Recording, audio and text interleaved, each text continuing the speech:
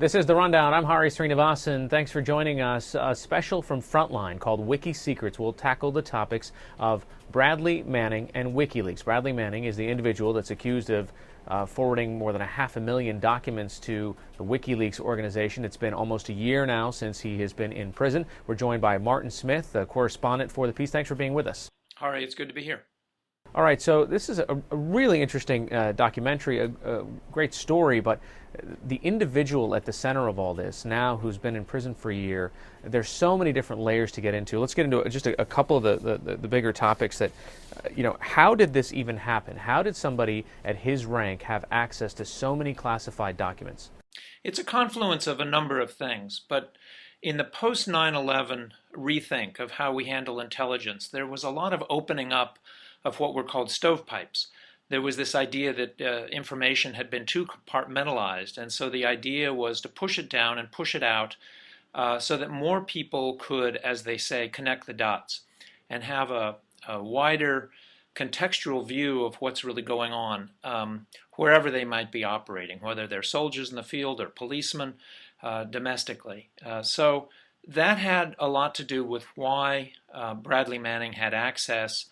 He had access to 2 classified servers with lots of information on them, and a lot of that had to do with this post 9/11 intelligence sharing initiative. Let's talk a little bit about the why. As you delve into Bradley-Manning's private life, it seems that he had a tremendous amount of anger at the people who were, well, for lack of a better term, just kind of abusing him for the fact that he was gay, and that he really couldn't even tell any Army therapists about it, and these things started to snowball. Yeah, I really never thought about all the consequences of don't ask, don't tell, but one of those was that he really couldn't even confide with his in his Army therapist, so he sought counseling outside. What it meant was that he was disaffected, unhappy, and had a certain disrespect for authority, given that a don't ask, don't tell made his life so miserable. So he was young, he was idealistic, some would say he was naive, but that doesn't take away from the fact that he also had a conscience, and he saw things that he thought were worth exposing. In late May, a hacker in California was contacted and began a chat with someone using the screen name Bradass87. If you had free reign over classified networks and you saw incredible things, awful things, what would you do? He spoke in hypotheticals at first. Even then, I largely blew it off. There just aren't enough hours in the day to correspond with everybody that wants to correspond with me. The hacker, Adrian Lamo, was well known in the cyber underground. In 2003, he'd been arrested for hacking the New York Times. And the day before the chat, Lamo was featured in an article on Wired.com that discussed his psychiatric problems. Bradass87 would keep up his chat with Lamo for the next 4 days.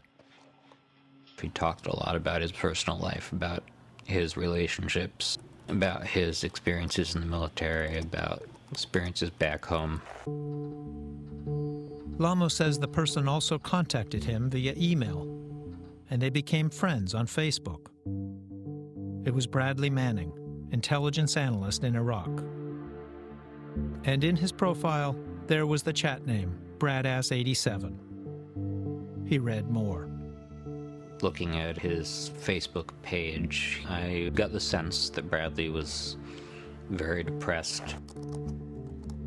Then, during one of their chats, Bradass87 started dropping hints about a crazy white-haired Aussie.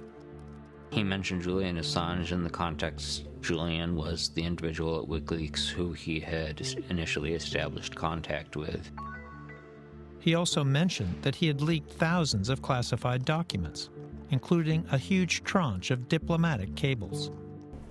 Was WikiLeaks an active or passive participant in this? Did they seek out any of these documents? Because that would kind of cast them in a different kind of legal standing, right? This is a central question because the prosecutors, the grand jury that's now sitting and considering all this, might consider it an act of espionage by a foreign national, Julian Assange or other people within WikiLeaks, if they in fact helped get this information unlocked and out of the computers that it was in. And finally, what's the timeline for Bradley Manning now? We don't know exactly. It should be sometime this summer that he stands before a military court for a pretrial hearing to decide sort of where the case goes from there. So that's pending. Sometime, it's been delayed somewhat, but sometime in the next couple of months, I expect that he will have a hearing. All right, Martin Smith from Frontline, thanks so much for joining us. Hari, thank you very much. This is The Rundown. I'm Hari Srinivasan. Stay with us.